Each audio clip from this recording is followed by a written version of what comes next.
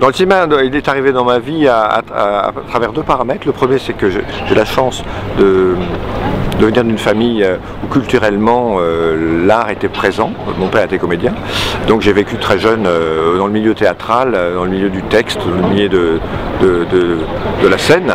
Et donc ça, c'est un des premiers points. Et le deuxième point, c'est un ou deux films qui m'ont marqué fortement ma jeunesse, dont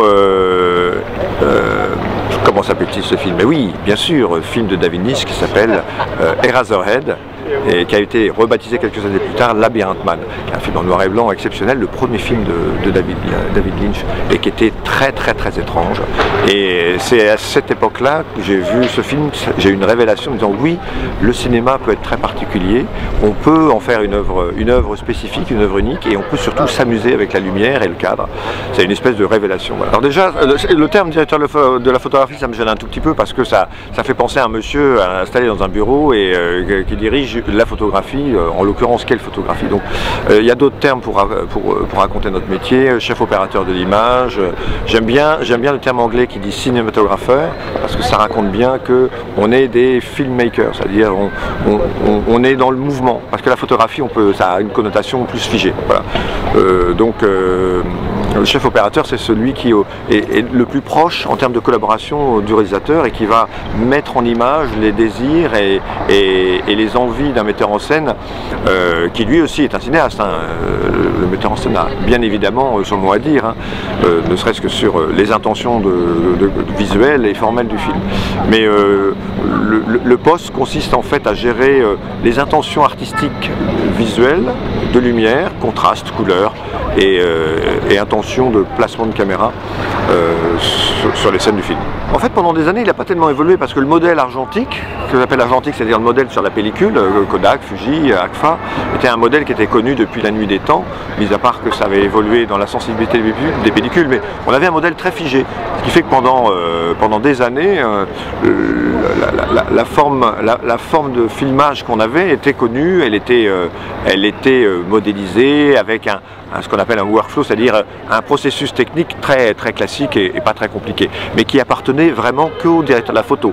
Le processus de développement, les intentions de couleur, etc., on en était les maîtres d'œuvre. L'arrivée du numérique a amené un éclatement un petit peu, je dirais, de la responsabilité, ce qui est un petit souci, puisque l'image pouvait être manipulée par d'autres gens, et elle peut être manipulée par d'autres gens que l'opérateur original. Donc il y a eu une grosse évolution sur la part de responsabilité, je dirais, le partage des responsabilités, quand bien même on essaie toujours de rester maître d'œuvre sur les intentions de l'image. Et puis ce qui a changé aussi beaucoup, c'est les outils de prise de vue. En l'occurrence, beaucoup de nouveaux matériels est arrivé sur le terrain des plateaux et du matériel plutôt performant. Donc un choix beaucoup plus large et plus complexe à faire. À un moment donné où on est un peu perdu devant un rayonnage de supermarché où les outils sont tous là, tous différents et en même temps multipliés par 10 pratiquement en l'espace d'une décennie. On a 10 fois plus d'optiques, de marques d'objectifs, on a 10 fois plus de caméras. Tout le monde s'est vu constructeur de caméras. Donc cette année j'ai la chance d'avoir un film dont j'ai fait la lumière qui est en compétition officielle parmi les 20 films qui ont été choisis pour la Palme d'Or. On attend avec impatience évidemment samedi prochain à savoir s'il y aura un prix pour le film. Alors c'est le film de Christophe Honoré, c'est le 5e film que j'ai fait avec Christophe. On n'est pas loin d'une vingtaine d'années de collaboration avec Christophe, ça a commencé au début des années 2000. On a fait 5 films ensemble, dont le dernier film qu'il avait qui était en compétition, Les Chansons d'amour, en 2007. Là le film s'appelle Plaire, aimer et courir vite.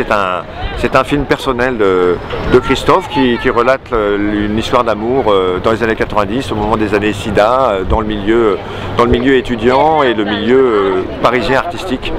Voilà, le film a été très bien reçu, chaleureusement, beaucoup d'applaudissements et des très bons papiers. Et il est sorti le même jour que sa projection à Cannes, c'est-à-dire jeudi dernier, dans les salles de France. Et il a l'air plutôt de bien marcher, le public répond.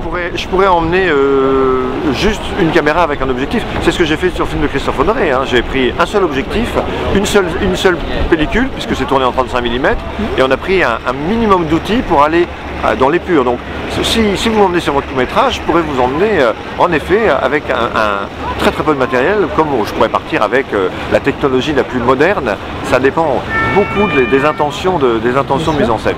L'AFC, c'est l'Association française des directeurs de la photo de cinéma. C'est une association qui regroupe 140 directeurs de la photo, français et étrangers. On a des Belges, on a des Grecs, mais qui sont très ancrés dans la cinématographie française. On représente donc 140 directeurs de la photo, et l'AFC, le but c'est de faire connaître notre travail, qu'il soit respecté, d'avoir mis en place en fait une relation particulière avec les écoles de cinéma, ça c'est très important aussi, des masterclass, des workshops, une présence technique et artistique dans les festivals, que ce soit à Cannes mais aussi à Saint-Sébastien ou à Camérimage en Pologne, où il y a un très gros festival autour de l'image de film. Et puis on est très présent aussi dans les différentes commissions du CNC pour les aides financières. On est présent dans la pédagogie, dans les écoles, la FEMIS, le Lumière, la Cinéfabrique.